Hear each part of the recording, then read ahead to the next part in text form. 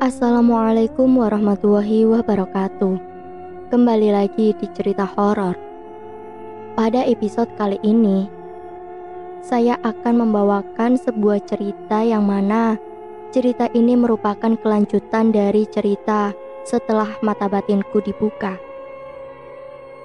Cerita kali ini adalah tentang diguna-guna, dinikahkan dengan pohon tua. Diangkat dari tweet yang dituliskan oleh @penulismalam94. Kalian juga bisa membaca tweetnya yang nanti akan ada di link deskripsi. Dan tanpa berbasa-basi, mari kita masuk ke ceritanya. Halo teman-teman, apa kabar kalian? Semoga sehat-sehat saja ya. Kali ini, Mimin Marcel akan menceritakan lagi sebuah kisah dari Bisri setelah dia keluar dari pesantren. Nah, daripada penasaran, langsung simak kelanjutannya. Setelah aku keluar dari pondok pesantren, kemudian aku mengabdikan diriku sebagai guru mengaji di kampungku. Walaupun uang yang kudapat tidak seberapa, namun aku tetap mengabdikan diriku untuk mengajarkan ilmu agama kepada anak-anak sekolah dasar. Kegiatan itu aku lakukan selama hampir 8 tahun, hingga pada suatu ketika, aku ditawari oleh salah seorang kerabat lamaku yang sudah sukses menjadi pengusaha di Tanah Minang. Sebut saja namanya Dewi. Dewi mengajakku untuk bekerja membantu usaha suaminya dalam menjalankan bisnis pakaian di Pasar Pariaman.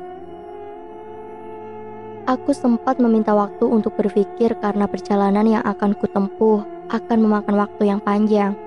Sekaligus, aku harus sudah siap menghadapi rasa rindu kampung halaman di tanah perantauan. Singkat cerita, tepat di bulan Januari tanggal 7 tahun 1980, aku memantapkan hati untuk menyusul Dewi. Sebenarnya alasanku untuk merantau ke Tanah Minang sendiri karena belum lama ibu dan bapakku telah berpulang ke hadirat Allah Subhanahu wa Ta'ala. Sehingga aku tidak lagi memiliki beban tanggung jawab untuk merawat beliau sebagai bentuk baktiku terhadap orang tua. Perjalanan darat dan kapal laut menuju Padang Pariaman aku tempuh kurang lebih sekitar 4 hari 3 malam kala itu. Maklum saja, modal transportasi pun belum semumpuni saat ini. Seringkali bus yang kutumpangi mogok saat melewati lintasan jalur Sumatera.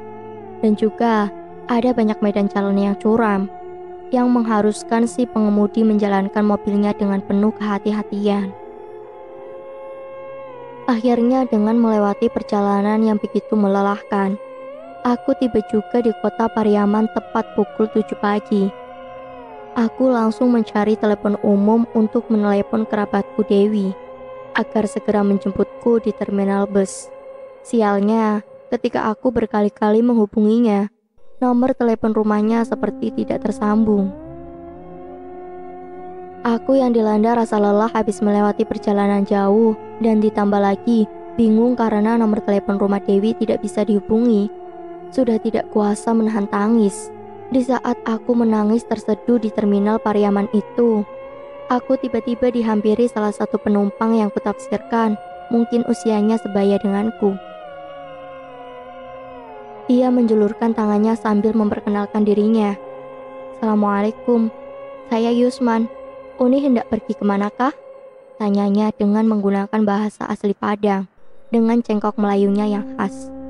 Aku yang saat itu belum mengerti bahasa Minang, tak menjawab pertanyaan lelaki itu. Yusman kemudian berbicara denganku dengan bahasa Indonesia, dan kembali menanyakan ingin kemana tujuanku. Aku langsung memberikan alamat yang Dewi berikan, tanpa berkata-kata karena aku masih menahan isak tangis. Oh, mau ke tempat ini ya? Baiklah, akan saya antar kamu ke sana. Tapi sekarang kamu jangan nangis lagi ya, ucap Yusman sambil bangkit berdiri. Yusman langsung mengambil motornya dan berhenti di hadapanku. Ayo, lekas naiklah, jangan takut, saya bukan orang jahat, ucapnya kemudian yang entah mengapa membuatku percaya akan perkataannya. Di perjalanan Yusman, tak banyak menanyaiku tentang asal-usulku dan tujuanku datang ke kota Pariaman. Dari cara bicara Yusman, aku paham ia adalah lelaki yang jenaka. Sesekali aku dibuat tertawa dengan celotehannya, hingga akhirnya sekitar 15 menit kemudian, motor Yusman berhenti pada salah satu rumah papan ala Minang. Kulihat sekitar, ternyata rumah di sana semuanya mempunyai bentuk khas daerah yang unik. Untuk sesaat aku dibuat terpukau dengan pemandangan itu. Yusman menepuk pundakku. Seketika lamunanku buyar. Saat ku menoleh, sudah ada Dewi di sana yang berdiri menatapku. Sontak saja aku langsung memeluk erat Dewi dan juga sebaliknya. Dewi sampai menitikkan air mata karena merasa bersalah. Sekitar 2 hari yang lalu, saluran telepon rumah Dewi terputus karena terkena kilatan petir. Dewi pun bercerita, ia selalu menungguku setiap pukul 6 pagi sampai 7 pagi di terminal itu untuk menjemputku. Namun, tak jua menemukan aku di sana. Beruntunglah aku bertemu dengan Yusman. Segera aku pun memperkenalkan Yusman kepada Dewi. Dewi yang sudah fasih berbahasa Minang, ia langsung akrab bercakap-cakap dengan Yusman dengan bahasa tersebut. Sesekali Yusman tersenyum dan menoleh ke arahku. Aku sedikit dibuat tersipu malu oleh Yusman. Setelah aku perhatikan, ternyata Yusman ini bisa dibilang lelaki yang tampan. Ia memiliki rambut ikal dan kumisnya yang tebal. Badannya tinggi, kuning langsat agak sedikit berotot. Tak lama Yusman pamit undur diri. Dia berjanji akan segera menemuiku kembali 3 hari mendatang. Ada getar rasa cinta untuk Yusman dari saat pandangan pertama. Sri, kamu kok ngelamun aja? Ayo, kamu suka ya sama Yusman? Ucap Dewi mengagetkanku. Dewi menceritakan jika tadi Yusman memperkenalkan dirinya dan juga memberitahukan jika ia bekerja sebagai supir bus lintas provinsi. Yusman pun berkata jika Yusman tertarik denganku. Sontak saja aku pun bahagia mendengar pengakuan Yusman walaupun melalui sahabatku Dewi. Singkat cerita, hubunganku dengan Yusman berjalan dengan baik. Di sisi lain, aku pun merasa betah bekerja dengan sahabatku Dewi dan cocok dengan lingkungan sekitar. Hingga tak terasa, sudah 3 tahun aku berada di tanah Minang. Yusman memberanikan diri untuk melamarku. Karena aku yang sudah kepincut dengan Yusman, aku langsung saja menerima tawaran itu. Jarak antara keluargaku di kampung dan keluarga Yusman di Pariaman tidak membuat kendala yang berarti untuk kami tetap melangsungkan pernikahan, walaupun tanpa ada wali dari pihakku. Di awal pernikahanku dengan Yusman, semua berjalan dengan baik. Aku pun menyayangi kedua orang tua Yusman seperti aku menyayangi kedua orang tuaku sendiri. Kebahagiaan kami ditambah saat aku mengandung anak pertamaku Windy. Saat kandunganku berumur 7 bulan, sifat Yusman menjadi berubah 180 derajat. Yusman jadi sering mabuk-mabukan dan sering tidak pulang. Ia selalu beralasan jika dirinya bekerja menyupiri bus sampai ke Pulau Jawa. Anehnya, ketika Yusman pulang, sepeser pun ia tidak memberikanku uang. Yang ada, uang dari hasil kerjaku harus diambil paksa oleh Yusman untuk mabuk-mabukan. Pernah suatu hari, aku memergoki Yusman berada di terminal bus sambil mabuk-mabukan dan berjudi. Tidak hanya sampai di situ, Yusman pun tega bermain gila dengan perempuan muda berpakaian seksi. Aku benar-benar amat terpukul dengan apa yang baru aku lihat. Aku seolah tidak menyangka Yusman bisa dengan tega berbuat demikian. Saat Yusman melihatku berdiri mematung di terminal bus, Yusman malahan dengan beringas menjambak kerudungku dan membukanya. Entah apa maksud Yusman, namun perlakuan itu menurutku sudah sangat keterlaluan. Aku kembali ke rumah orang tua Yusman dengan tak henti-hentinya menitikkan air mata. Belum cukup, Yusman mempermalukanku di depan orang banyak. Kini Yusman dengan sengaja membawa perempuan itu kepada kedua orang tuanya untuk segera meminta dinikahkan. Bak tersambar petir di siang bolong. Aku bahkan sampai pingsan dibuatnya. Sesaat setelah aku tersadar, aku berharap semuanya hanyalah mimpi. Namun, aku masih melihat Yusman yang duduk di samping wanita itu, saling berpangku dan bermesraan. Dengan sisa tenaga yang aku miliki, aku langsung membereskan pakaianku dan berniat untuk pulang. Sudah tidak kupikirkan lagi sahabatku Dewi, karena hatiku sudah benar-benar sakit jika tetap bertahan di kota Pariaman, mengingat akan perlakuan kejam Yusman. Saat aku membawa pakaianku pergi dari rumah, Yusman tak ada sedikit pun rasa bersalah atau menahanku untuk jangan pergi. Malahan, wanita sundal itu menghampiriku dan membisikkanku sesuatu. Selamat menjadi janda ya Uni. Sekarang Yusman milikku, dan tidak akan pernah kubiarkan Yusman kembali ke dalam pelukanmu. Oh ya, sebaiknya Uni kunikahkan saja dengan sebuah pohon tua untuk menemani masa tua Uni, ucapnya yang kemudian tertawa. Aku yang sudah sangat kesal ingin menamparnya, namun Yusman bangkit berdiri dan malah menamparku balik. Dari mulai saat itu, sudah tidak ada lagi alasanku untuk mempertahankan hubunganku dengan Yusman.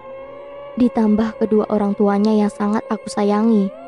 Melihat aku ditampar oleh anaknya sendiri, hanya bisa diam membisu. Aku nekat memaksakan diri sore itu dengan kandunganku yang sudah besar, mantap melangkahkan kaki menuju terminal bus.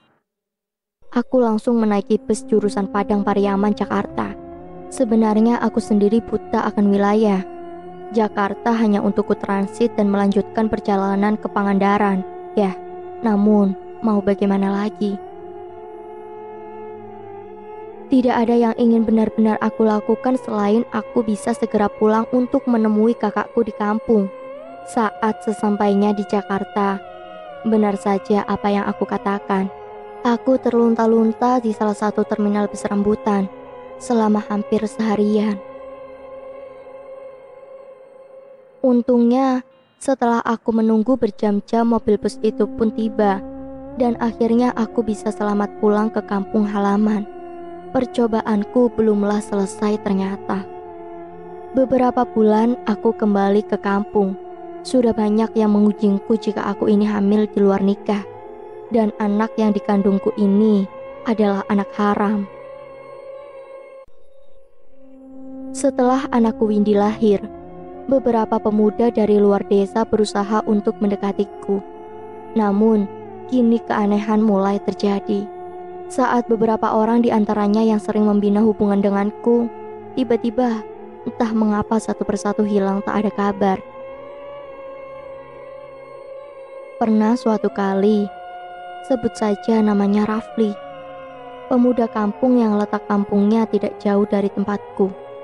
Bahkan sempat meminangku dan mempersiapkan pernikahan.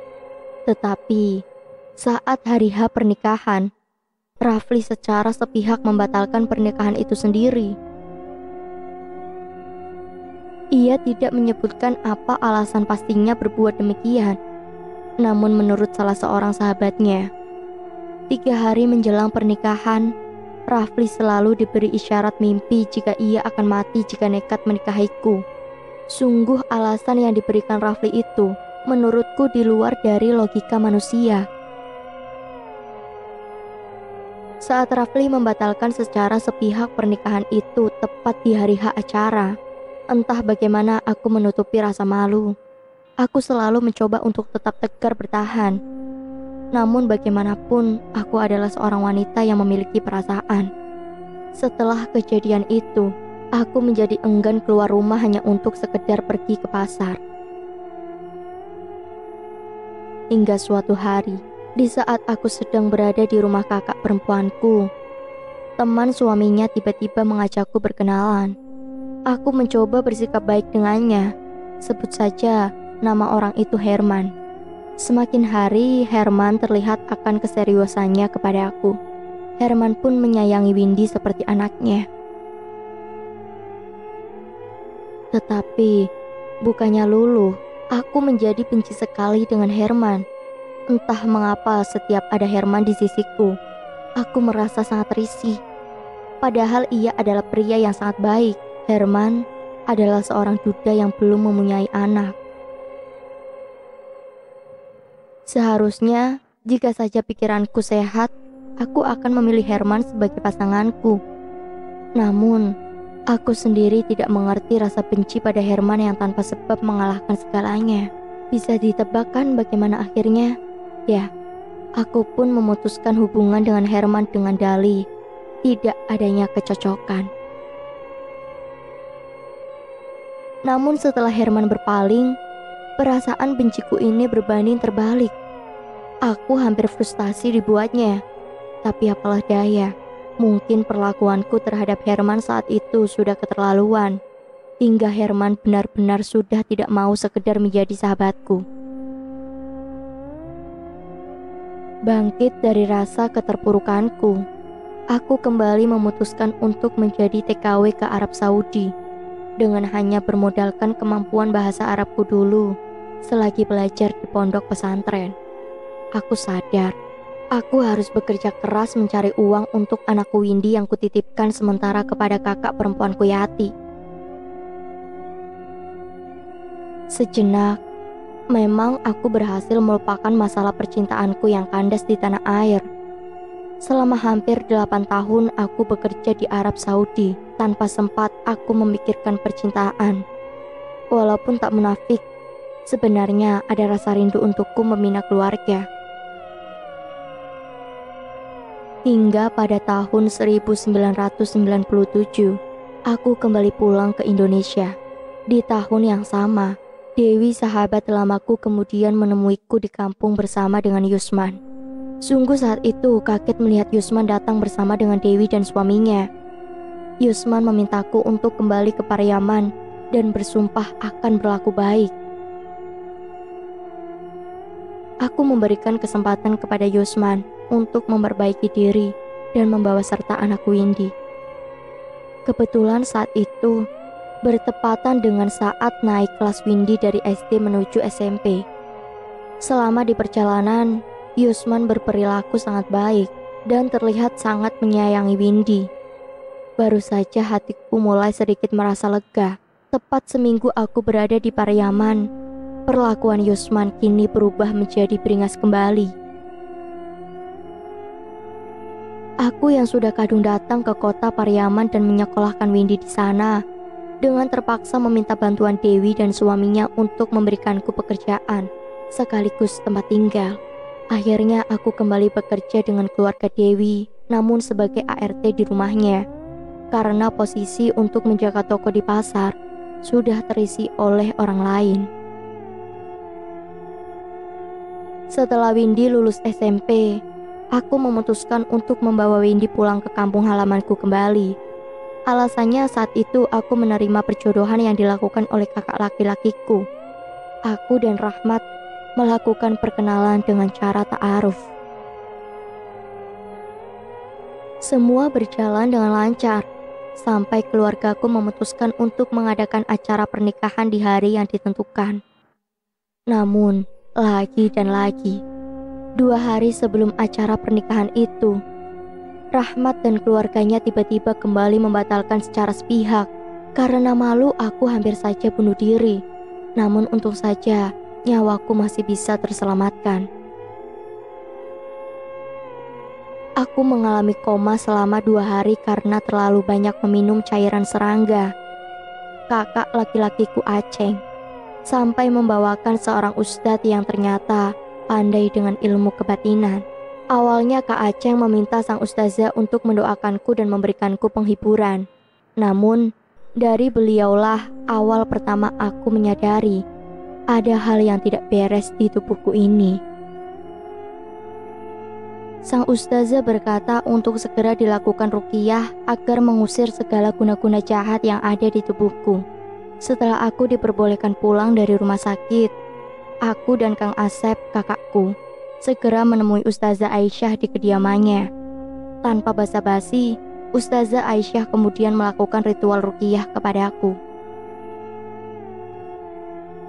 Aku ingat saat beliau membaca sebuah surat Al-Baqarah dan kemudian surat Al-Jin. Tubuhku tiba-tiba terasa bergetar hebat. Aku langsung tak sadarkan diri dan aku merasa arwahku seperti keluar dari tubuhku sendiri yang sedang meronta-ronta. Jin kafir itu berbicara jika aku adalah perebut kebahagiaan tuanya. Hingga akhirnya, sang jin ditugaskan untuk mempersulit hidupku. Untungnya sang ustazah tidak begitu saja percaya akan perkataan si jin tersebut. Ketahuilah, jin dan sebangsanya, ucapan-ucapannya adalah sebuah kesesatan. Sang ustazah berkali-kali menanyakan si jin tersebut, dan jika jin menjawab dengan hal yang tidak masuk akal, maka ustazah menempelkan jari telunjuknya ke bagian tulang belikatku. Dan seketika jin yang merasukiku meraung-raung kesakitan. Aku pun melihat ada sekitar 4 orang yang memegangi tubuhku, karena aku terus-menerus meronta. Di dalam rasa kepanikanku, aku berdoa memohon pertolongan kepada Allah dan meminta petunjuknya siapa yang dengan tega melakukan ini kepada aku. Baru saja bibirku ini mengucapkan doa, jin tersebut berbicara dengan suara yang berubah menjadi wanita yang tertawa-tawa. Jin wanita itu mengaku penunggu dari pohon tua yang berada di Tanah Minang. Ia mengetahui jika yang berbuat jahat kepadaku adalah seorang wanita bertubuh sintal, dengan rambutnya yang ikal panjang. Wanita itu datang ke salah satu hutan dan mencari pohon tua untuk menikahkan batinku dengan pohon tersebut, agar aku selamanya tidak akan mendapatkan jodoh. Setelah mendapatkan cukup informasi, Ibu Ustazah Aisyah kemudian mengusir dan menetralisir tubuhku. Aku kembali terbangun, dan perlahan kulihat sekeliling. Aku masih berada di rumah Ibu Ustazah Aisyah. Aku berkali-kali mengucap syukur karena arwahku bisa kembali menyatu dengan ragaku. Tak tahu mengapa, air mataku mulai menetes. Ada rasa sesak di dalam hati mengingat pengakuan si jin wanita tadi. Aku yakin ini adalah perbuatan si wanita sundal itu. Aku pun tak habis pikir ia benar-benar mengirimkan guna-guna kepadaku. Padahal, ia sudah berhasil mendapatkan Yusman dariku. Tak hanya sampai di situ, Ibu Ustazah pun berkata jika aku harus melakukan ritual puasa mutih selama 40 hari 40 malam, beserta niat untuk memohon pertolongan dari Allah Ta'ala. Aku pun langsung menyetujui persyaratan tersebut. Bagiku, puasa mutih 40 hari 40 malam pernah aku lakukan saat aku berada di pondok pesantren. Keanehan lagi mulai terjadi saat 3 hari aku puasa mutih. Ada seseorang yang mengetuk-ngetuk kamarku, dan setelah aku buka pintu, ternyata di depan mataku telah berdiri sesosok genderuwo hitam yang mengaku suamiku dari bangsa jin. Sontak aku langsung menutup kembali pintu itu dan masuk ke dalam kamar. Kejadian itu terus berulang 3 kali, dan untuk yang terakhir, genderuwo itu datang ke dalam mimpiku dan menelakku. Bercerai, karena aku sudah tidak bisa ia setubuhi lagi. Aku berpikir keras, jangan-jangan selama ini jika aku bermimpi sedang bercinta dengan mantan suamiku Yusman, ternyata Aku kemudian langsung mengucap istighfar berkali-kali. Astagfirullahaladzim. Aku tidak ingin mengingat kejadian hal-hal yang buruk lagi tentang pohon tua itu. Tepat setelah 40 hari aku berpuasa, aku kembali ke rumah Ibu Ustazah Aisyah bersama Kang Aceng. Aku menceritakan semua kejadian menyeramkan selama aku berpuasa 40 hari. Sang ustazah itu tersenyum dan memberikan aku air yang telah didoakan. Ia kemudian berkata, sudah selesai pernikahan gaib itu dengan pohon tua. Yang kemarin kamu lakukan adalah cara untuk bisa dicerai batin dari bangsa jin itu. Langkah terakhir untuk penetapannya Aku dimintai untuk menalak cerai si pohon tua yang sebenarnya aku sendiri tidak tahu bagaimana bentuknya. Aku dengan suara yang lantang mengucapkan talak yang disaksikan oleh Kak Aceng dan Ibu Ustazah. Singkat cerita, sehabis dari peristiwa mistis yang di luar nalar itu, aku kemudian merasa jika hidupku jauh lebih baik. Dan berselang 3 bulan kemudian, aku berhasil dipersunting oleh seorang jejaka. Walaupun umurku sudah tak lagi muda. Dari pernikahanku yang kedua ini memang tak berlangsung lama, kurang lebih 8 tahun, dan harus kembali kandas di tengah jalan. Namun aku tetap bersyukur, kutukan guna-guna pada pohon tua itu sudah benar-benar lenyap. Ini di masa tuaku, aku tidak ingin kembali merajut asmara lagi. Aku hanya berfokus ingin membahagiakan anak perempuanku sematawayang, Windy. Nah, mungkin inilah pengalamanku yang bisa aku bagikan untuk teman-teman semua. Pesan dariku adalah tetap berikhtiar dan memohon kepada Allah. Percayalah kekuatan Allah lagi maha dahsyat dari segala ilmu guna-guna sihir. Percayalah, kekuatan Allah lagi maha dahsyat dari segala ilmu guna-guna sihir. Sekian cerita horor hari ini. Nantikan untuk kisah-kisah selanjutnya. Tetap stay tune di cerita horor. Banyak sekali pesan moral yang dapat kita ambil dari cerita ini. Tingkatkan yang baik, hilangkan yang buruk. Wassalamualaikum warahmatullahi wabarakatuh.